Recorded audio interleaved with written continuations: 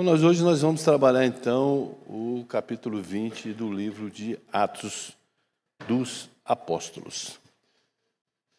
Pode passar para mim o primeiro slide.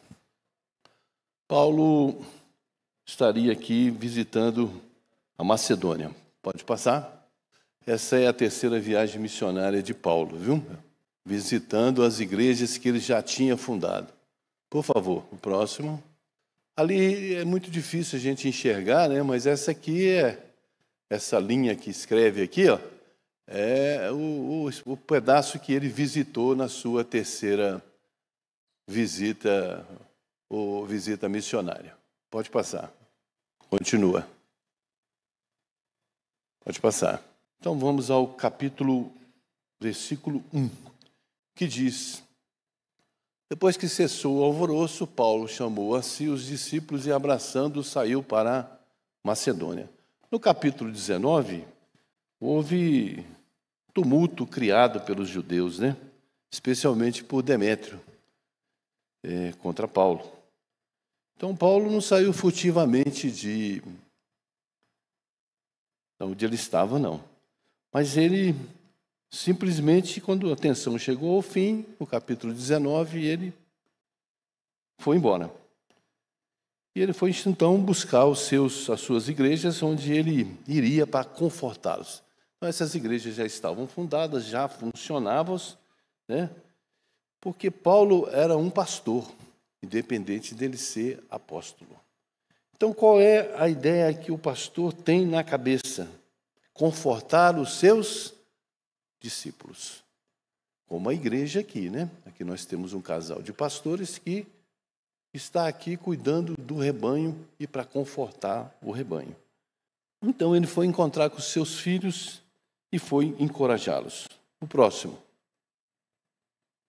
Paulo fortalece os crentes. Esse é o título dos versículos 2 e 3. Pode passar. E havendo andado por aquelas terras e exortando-os com muitas palavras, veio à Grécia. Passando ali 3 meses, sendo-os pelos judeus postos ciladas, como se tivesse que navegar para a Síria, determinou voltar para a Macedônia. Vocês observem que Paulo era contestado, Paulo era perseguido, Paulo não tinha uma vida muito boa não, meus irmãos. Então, missionário é uma vida muito difícil, entendeu? Então, ele ali, muito preocupado, voltou para a Macedônia para cuidar dos seus filhos. A igreja, meu irmão, não é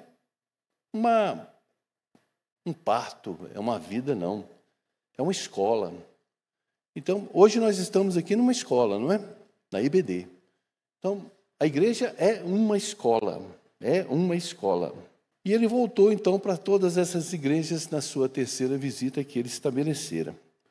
Macedônia, Filipos, Tessalônica, Bereia, Corinto, Acaia, que ele estava indo para a Grécia. Do versículo de 3 a 6, pode passar. O projeto de Paulo era para sair de Corinto e ir para a Síria. Continua.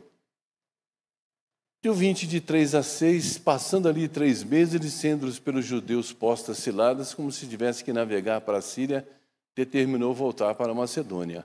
Acompanhou até a Ásia, Sopatro, de Bereia, dos de Tessalônica, Aristarcos e Segundo, Gaio, Derbe, Timóteo, dos da Ásia, Titico e Trófimo. Não esquecendo, entendeu, que Paulo também estava acompanhado de quem? Que é aquele que escreveu esse livro, que era médico. Quem era ele? Ah, muito bem. Então, Lucas também estava aqui, junto com esses outros irmãos. Este, indo adiante, nos esperava em Troade. E depois de 2 dias de pães álzimos, navegamos de Filipos, e em 5 dias fomos ter com eles a Troade, onde estivemos 7 dias. Então, esse era o projeto de Paulo, era sair da Síria, e Corinto, e ir para a Síria.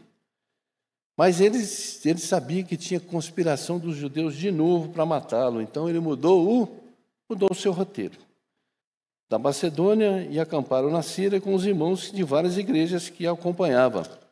E possivelmente que era encarregado não só da sua segurança, como também de oração como aquele que podia caminhar junto com ele e também para ajudá-lo a carregar as ofertas que viriam das igrejas gentílicas que ele ia levar para Jerusalém. Ele nunca viajou sozinho. Paulo sempre viajava com os irmãos. Ele tinha preferência pelo trabalho de equipe. Ele não era sozinho no seu trabalho missionário.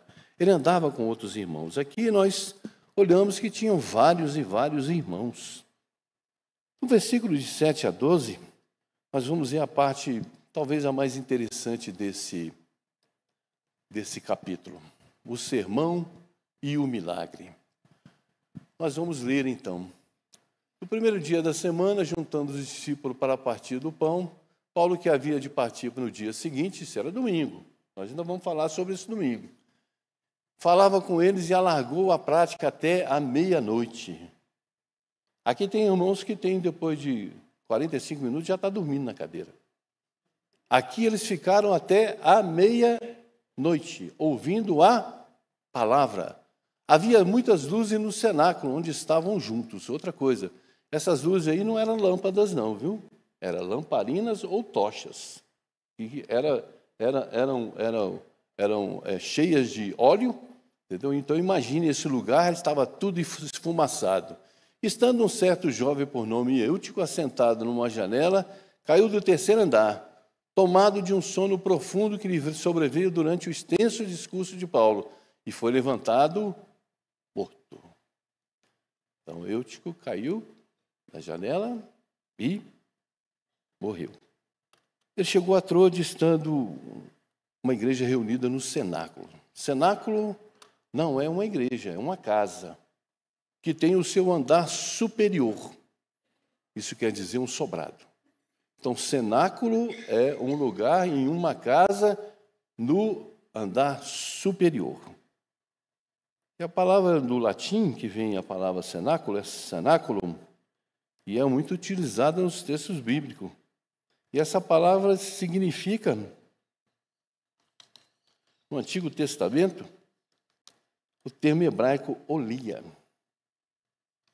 Como não havia templos cristãos naquela época, né, não tinha igreja, os crentes se reuniam em casas. E esse culto estava sendo realizado no terceiro andar de uma casa, no cenáculo. O culto foi iniciado, realizado no domingo, o primeiro dia da semana. Há muita discussão sobre sábado, sobre domingo, mas vamos falar aqui do domingo, que é o primeiro dia da semana, que passou a ser chamado Dia do Senhor aqui na Palavra de Deus. Foi nesse dia que o Senhor Jesus ressurgiu dentre os mortos.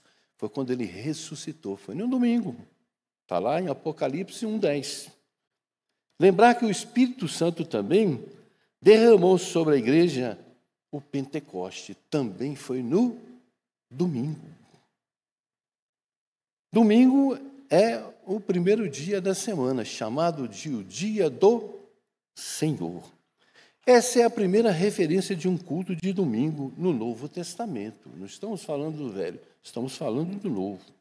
Essa modificação não aconteceu por adoração, por causa do sábado ou por causa do domingo, não. Ela ocorreu nem por causa de um decreto ou um concílio, também não. Não houve nada disso a esse respeito. Pelo contrário, verificou-se que o domingo era o dia da prática do Senhor. Simplesmente isso. Foi natural. Natural.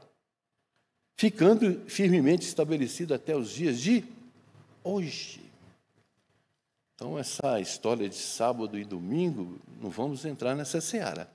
Mas nós estamos aqui, hoje é domingo, não é?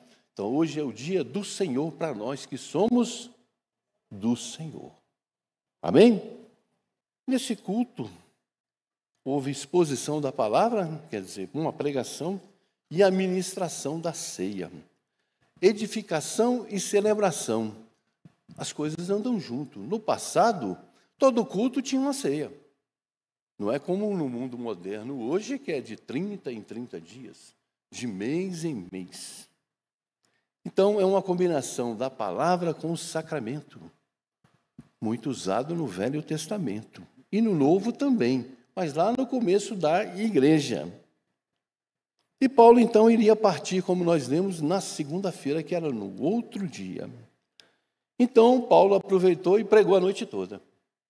Aí eu imagino que aqui 90% ia dormir na cadeira. Ele pregou a noite inteira. Passou o próximo. Paulo, porém, descendo, inclinou-se sobre ele. Nós falamos da morte do Eutico. Então, a igreja estava num culto. Eutico estava sentado na janela, que era um jovem. Ele caiu da janela e morreu. Paulo, porém, descendo, inclinou-se sobre ele, abraçando, quer dizer, parou o culto, e foram lá socorrer o que estava morto. Mas não vos perturbeis, que a sua alma nele está. E subindo, partiu o pão e comendo, ele lhes falou largamente até a alvorada. E assim partiu. E levaram vivo o jovem, e ficaram não poucos consolados. Quer dizer, o jovem foi ressuscitado. Prestem atenção que aqui ele não falou, levanta em nome de Jesus, você está ressuscitado. Não, o que ele fez? Ele abraçou o jovem e disse, a sua alma, o espírito está nele. E o jovem ressuscitou. Amém? Milagre. Então ele estendeu esse discurso até o outro dia. Lucas escreveu esse discurso, né, como testemunha, estando nele como se fosse um daqueles que estariam, né? Então, até que hora? Eu falo muito nisso, eu acho que é uma coisa certa. Uma pregação de 45 minutos, de 1 hora, no espírito, pode ir até mais. Mas ela vai se tornando cansativa. Tem muitas pessoas que vão embora, dormem na cadeira, porque fica cansativo. Então, uma pregação, a não ser que ela não seja no espírito, que o fogo esteja descendo, ela não pode ultrapassar esse período. Se ela passar, realmente ela vai ficando enfadonha, cansativa. Essa é a minha opinião. Não quer dizer que seja a de vocês. O jovem Eutico estava sentado na janela. Janela, meus irmãos, na Bíblia, ninguém deve sentar na janela. E ele adormeceu profundamente. Caiu do 3º andar, sofrendo uma morte imediata. Essa queda foi fatal, né? Ela morreu. Com base nessa queda física do Eutico, a gente vai aprender algumas coisas espirituais que está nesse texto aqui, que vai nos ajudar a prevenir o nosso futuro com relação à nossa vida devocional a Cristo. Qual é a missão realmente da igreja? É restaurar, não é? É levantar, não é? Foi o que a igreja fez, né? Levantou o morto. Essa é a missão da igreja na face da terra. Paulo desceu, inclinou sobre ele, falou as palavras e ele ressuscitou. Voltou à vida. Glória a Deus. Subiu de novo no cenáculo e celebrou a ceia do Senhor. Aqui, então, a gente vai aprender alguns princípios aqui dessa queda desse jovem. O primeiro deles, que através da janela, quem está dentro está olhando para fora. Você está dentro, mas está fora. Quem está fora também está espiando para dentro. Ficar na janela, meus irmãos, é estar dentro, mas observando o que acontece em volta. Quem tem uma atenção dividida é como esse rapaz. Você atende ao mundo e atende a Cristo. Sua vida não será nem mundana e nem do cristão. Você será um, que diz lá em Apocalipse, vomitado, né? Não vale absolutamente nada para Deus. Ficar na janela é ter o coração distraído. Esse jovem, ele estava num culto. na igreja. Então, o jovem era da igreja. Esse jovem era cristão, mas ele ficou na janela. Alguns dizem, não, porque estava muito esfumaçado, na janela tem um ventinho. E o jovem, ele não mede realmente consequência, né? Entendeu? É igual a história, né? De um jovem e um velho procurando um emprego. O patrão simplesmente falou, se você tiver que chegar na beira do precipício, você vai até quantos metros antes do precipício? Aí o jovem falou, eu fico na beirada. Aí perguntou para o mais velho, eu estou longe disso. Qual que foi contratado? É claro que foi o mais velho. É óbvio que foi o mais velho. Como eu falei, a igreja ela era iluminada por lamparina, por tocha, que é um combustível. E o combustível realmente ele sai aquela fumaça, né? Mas isso também não seria a situação dele ficar na janela. Mas a janela não é um lugar seguro. A janela não é um lugar seguro. Se você estiver na janela, você está dividido. Esse foi o palco da queda do Eutico, que foi a sua morte. O segundo princípio dessa morte de Eutico é que a janela rouba sua atenção. Quando você está na janela, você não presta atenção nem lá fora e nem aqui dentro. Eutico estava lá no cenáculo, mas ele não estava participando nem do culto e nem do que acontecia lá fora. Ele estava nos dois. Dali ele ouvia o apóstolo Paulo, mas também prestava atenção no que estava acontecendo fora. A janela rouba a atenção das pessoas, distrai o seu coração, amortece o seu apetite pela palavra de Deus. Por isso ele foi, paulatinamente, perdendo o interesse que estava acontecendo dentro do culto, a ponto do sono enfiar-lhe as garras e ele adormecer e caiu. Paulo não estava prestando atenção no que acontecia dentro da igreja, enquanto os outros que estavam dentro estavam deleitando pela palavra que Paulo estava trazendo. Então aqui há duas fontes de comunicação, o sono e a palavra de Deus. O sono foi comunicado com mais força do que a palavra, que é tanto que ele adormeceu e caiu. E se a gente der lugar àquilo que o nosso corpo quer, a carne é que vai comunicar primeiro do que a palavra. A gente não está fazendo a palavra de Deus, não está fazendo a vontade. Render a sua palavra é rejeitar a influência da carne.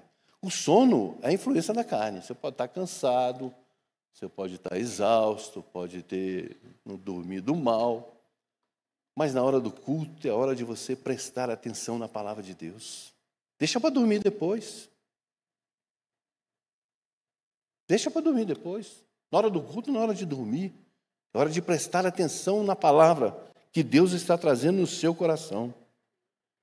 Então, janela é um lugar perigoso para um crente.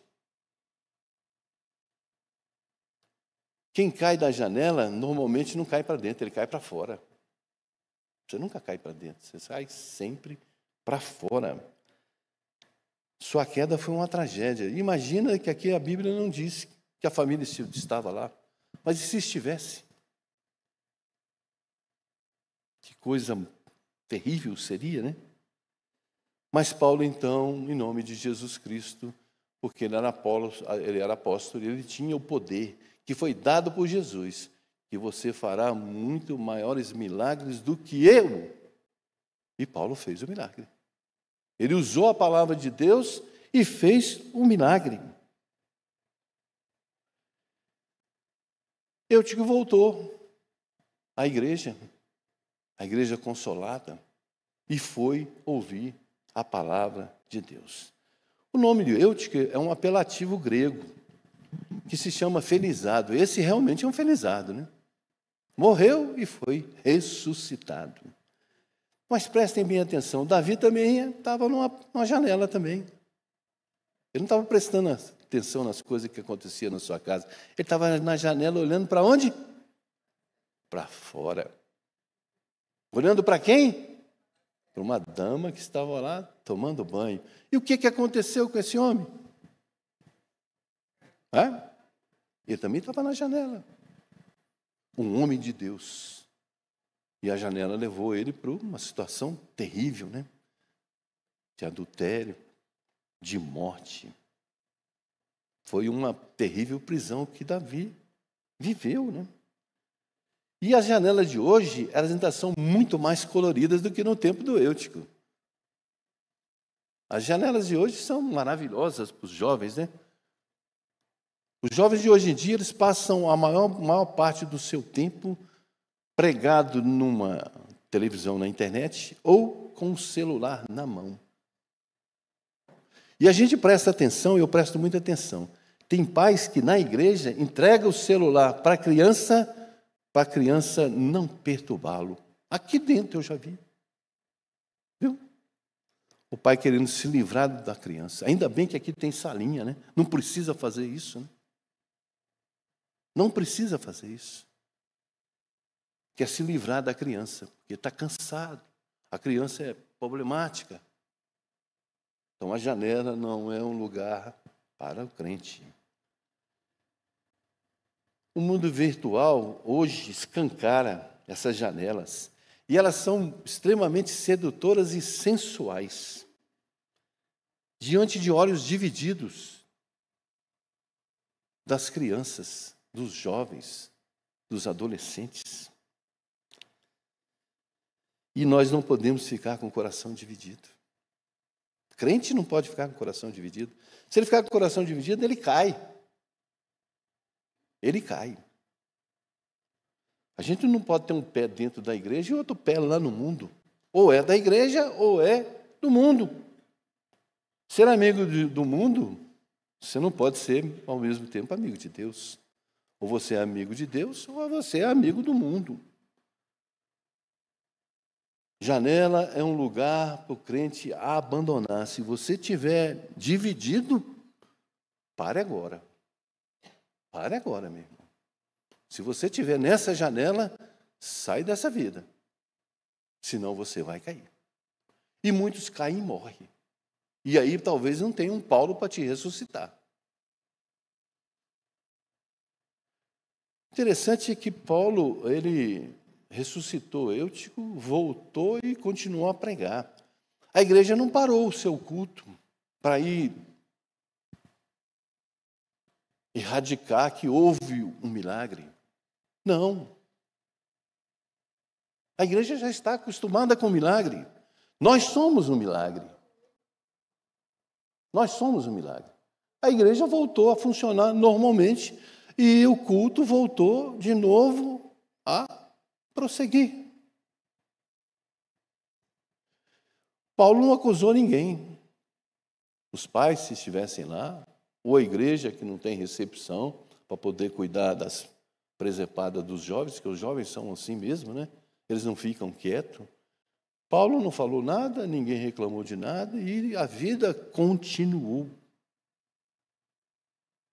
E a vida voltou, jovem.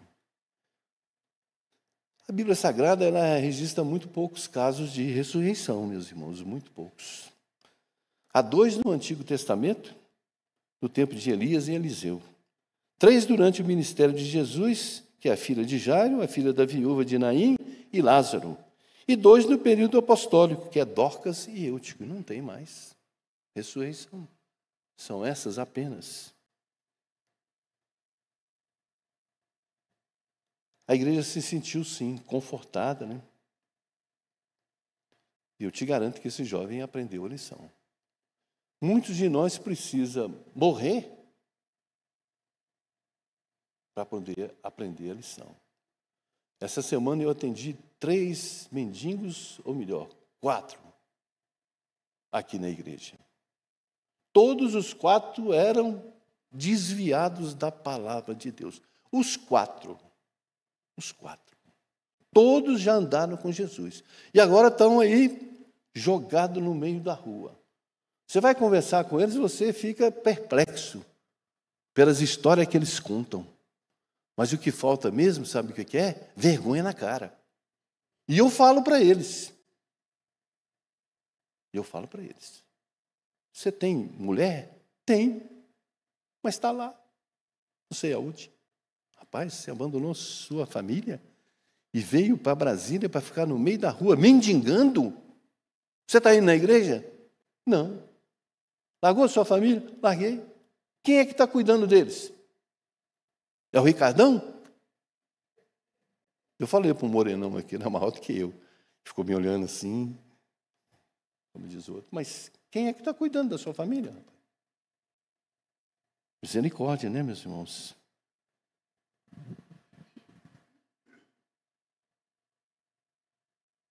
Nós precisamos sair da janela. O próximo, por favor.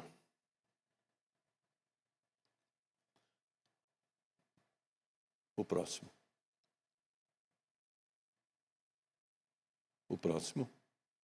A jornada de Paulo em direção a Assos. Nós, porém, subindo ao navio, navegamos de Assos, onde devíamos receber a Paulo. Paulo foi a pé, viu? Os amigos dele foram de navio, ele foi de pé, a pé. Porque assim ordenara, indo ele por terra, como está lá. E logo que se ajuntou conosco em Assos, recebemos e fomos a Mitilene.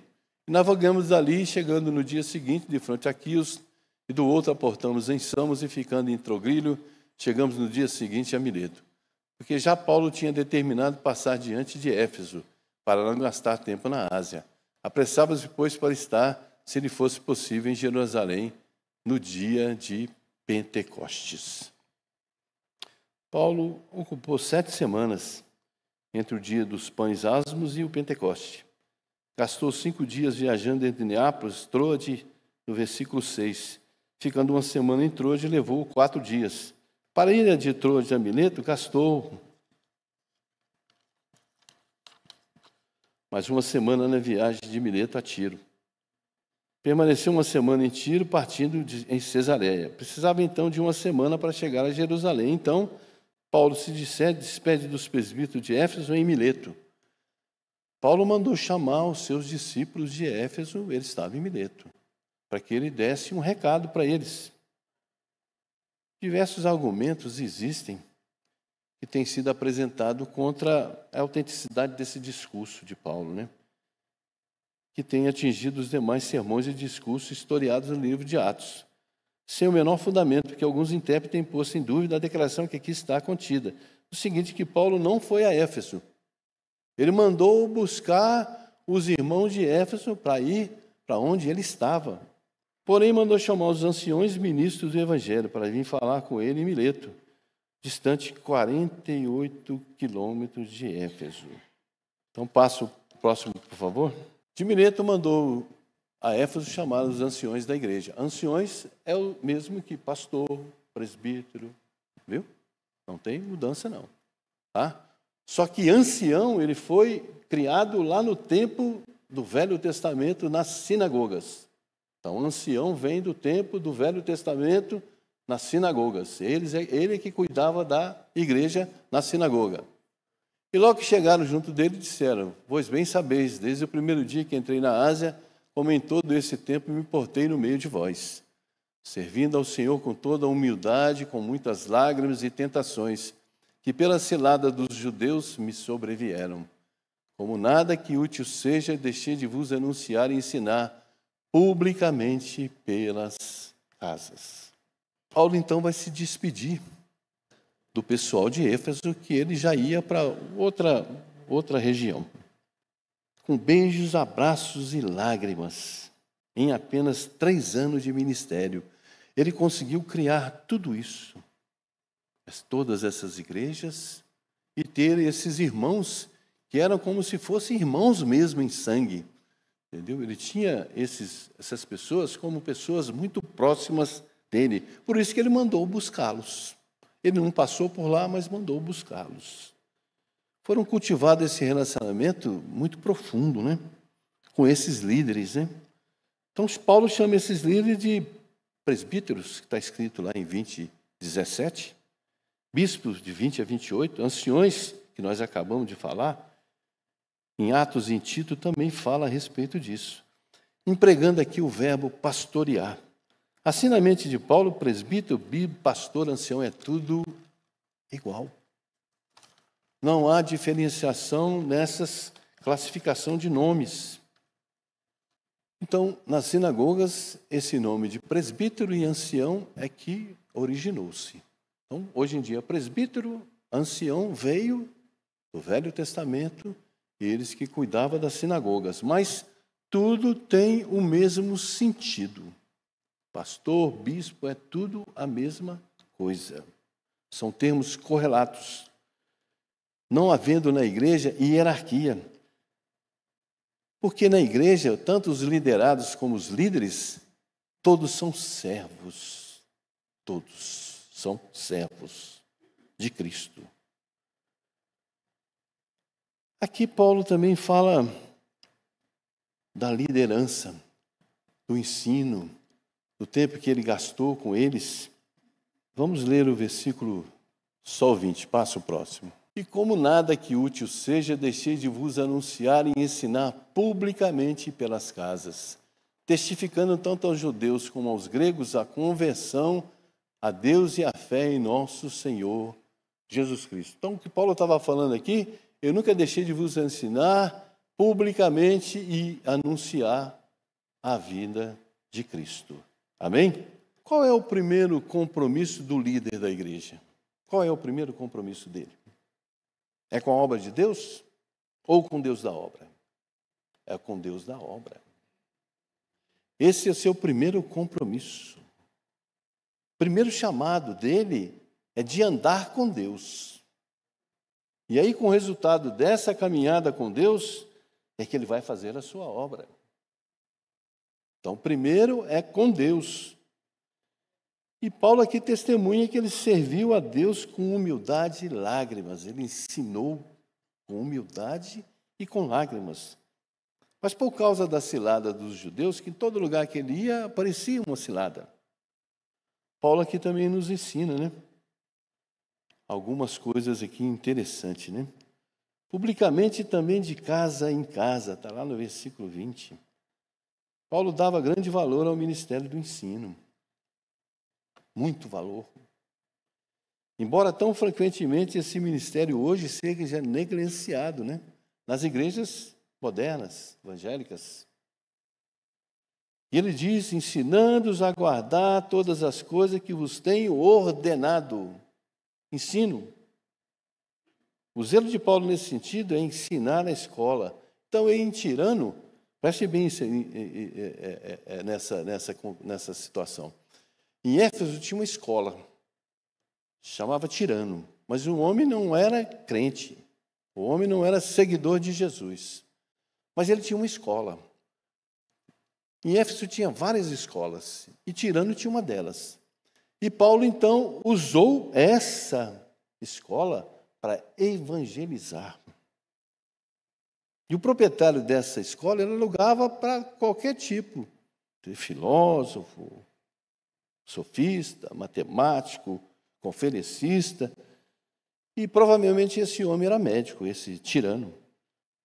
Paulo, ao abandonar a sinagoga, Paulo parou de ir na sinagoga. E ele então alugou essa escola, para ele começar a pregar e ensinar nessa escola. Então ele começou a se valer de uma escola gentílica, não era uma escola de crente. E ele fez dela então seu quartel-general em Éfeso, para pregar a palavra de Deus, porque isso lhe dava acesso a um tipo de acepção de pessoas que eram mais cultas, pessoas em melhores condições, né? Então aqui também há 3 lições. O primeiro deles é o compromisso do pastor com Deus. Esse é o primeiro compromisso.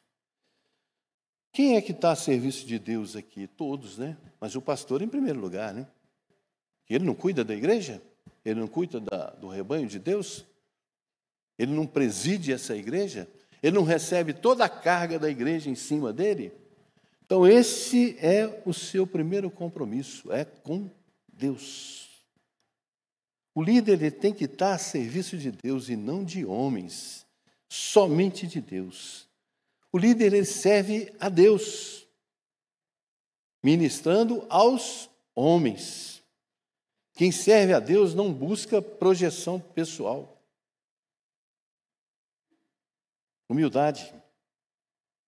Quem serve a Deus não está buscando aplauso, como nós vemos vários aí buscando esses aplausos, né? Quem serve a Deus não busca elogio, nem se desanima com qualquer crítica que um membro faça para ele, ou aquele que estou saindo, porque o senhor, vai embora. Quer ir embora? Vai, dá fruto em outra igreja. Ele não vai ficar desanimado por esse motivo. Vai ficar aqui muitas outras ovelhas para que ele possa cuidar. Essa não é a preocupação de um pastor. Quem serve a Deus não se intimida, meus irmãos, não se intimida com ameaça, não teme. Ele não teme ameaça. E nem se intimida diante de perseguição.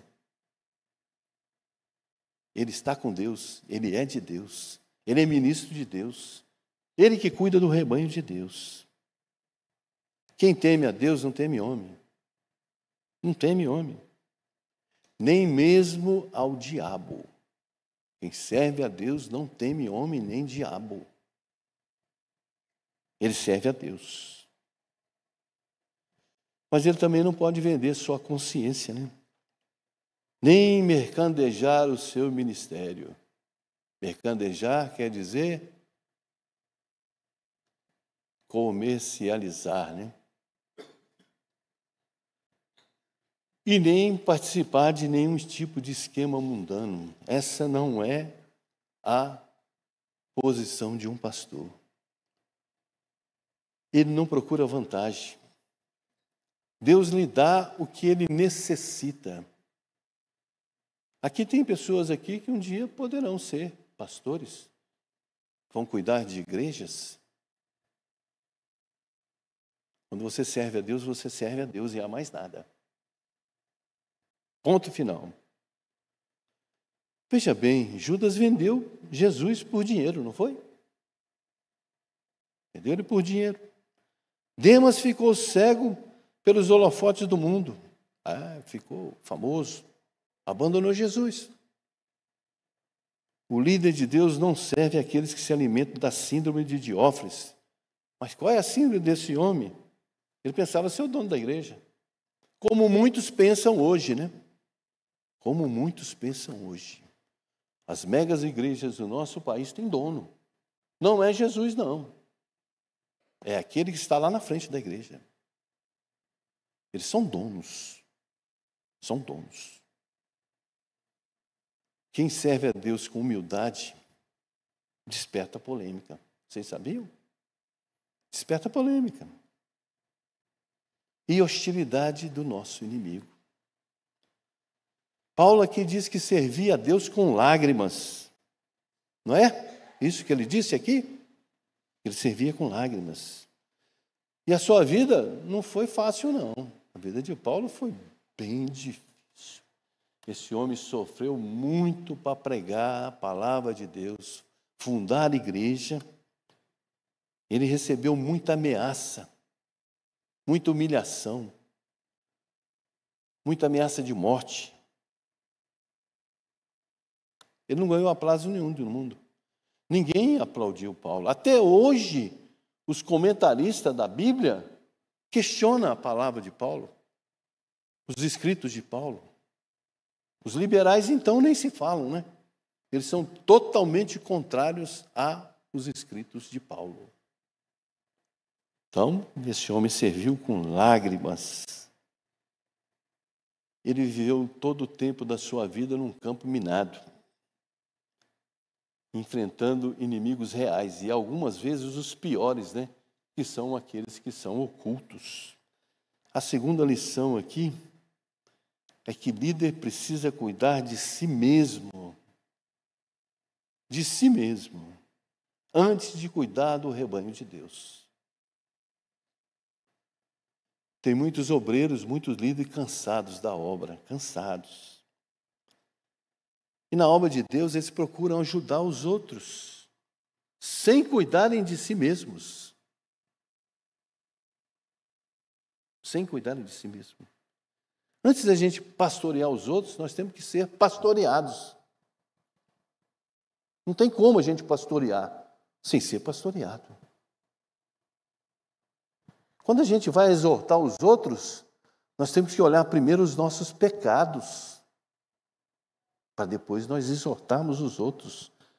Será que nós temos pecados? Eu te garanto que aqui não vai escapar nenhum. Aqui não tem nenhum Jesus. Não vai escapar nenhum.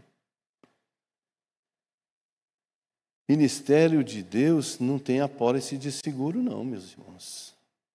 Não tem apólice de seguro. Não tem apólice de seguro para fracasso espiritual. Se você fracassar, não tem apólice. Você não vai receber nada. Nada. E há outro grande problema, que é os pastores acharem que eles são sagrados. Oh, Jesus, misericórdia. Eles não tremem mais, eles não temem mais a Deus, porque eles são sagrados. Eu estava ouvindo, foi ontem, que há certos pastores que você não pode chegar nem perto dele. Aqueles que o servem,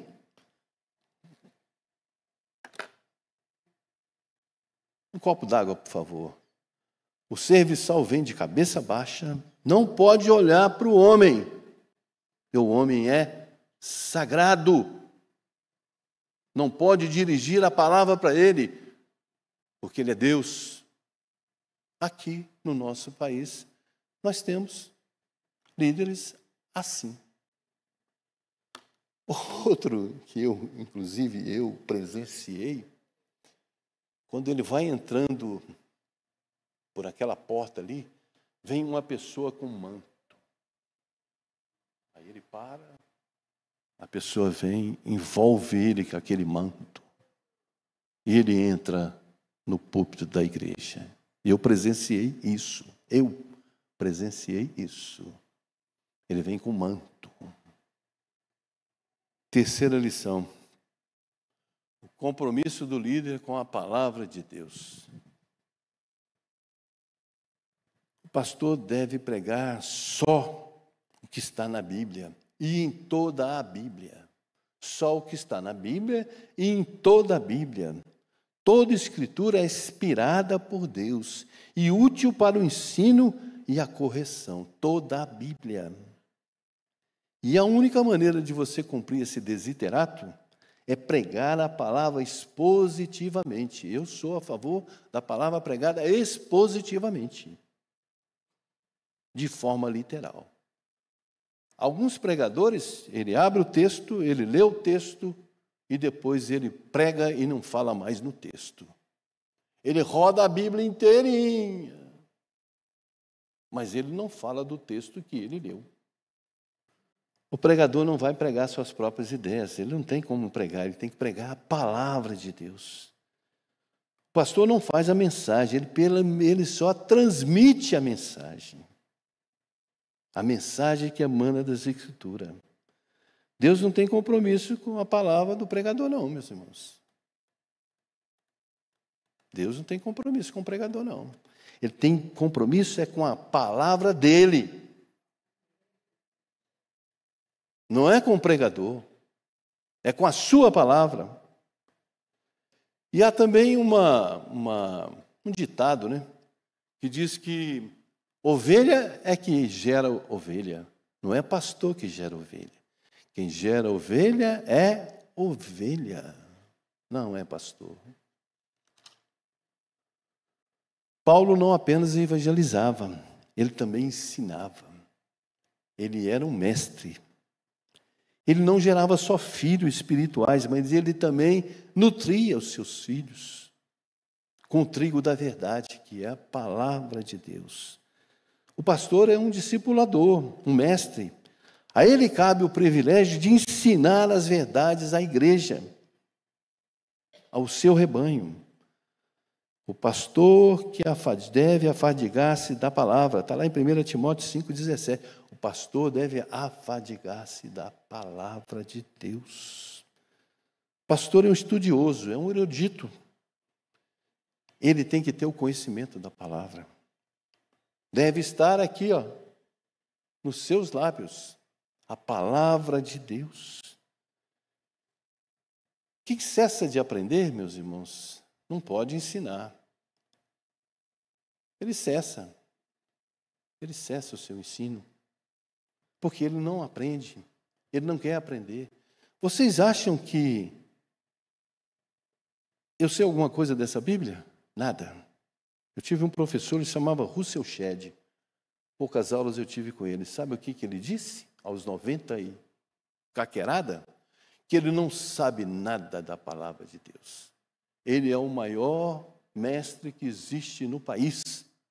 E ele disse que não sabe nada da palavra de Deus. Se um homem desse não sabe, como é que esse pastorzinho aqui vai saber de alguma coisa? Não sei de nada. Eu é que não busque aqui, para mim vir aqui, subir nesse púlpito para falar para vocês, é uma luta. Julieta nem viu, mas eu passei a madrugada olhando, lendo, lendo. Será que está certo? Será que está? Vou lá, abro de novo. E eu não sou o pastor presidente da igreja, não, viu? Preste bem atenção. Pastor é uma tarefa extremamente difícil. Não é fácil e não é para qualquer um. Então, orem pelo seu pastor, abençoe o seu pastor, porque ele carrega tudo que a igreja tem em cima das costas dele. Ele se preocupa com todos vocês, todos, inclusive aqueles que estão em casa participando dessa EBD. Então, quem cessa de aprender, cessa de ensinar. Quem se alimenta de migalha pode oferecer alguma coisa? Nada. Há pregadores que só pregam em grandes auditórios. Se você convidar ele para pregar numa igrejinha pequena, eu já passei por isso também. Já fui convidar um grande pastor aqui da cidade. Ele nem se importou. Não, eu não prego para casais. Aí eu olhei para ele e falei, então sua igreja não é de Deus, porque a primeira coisa que tem é a família dentro da igreja. Se você não prega para casais, você prega o quê?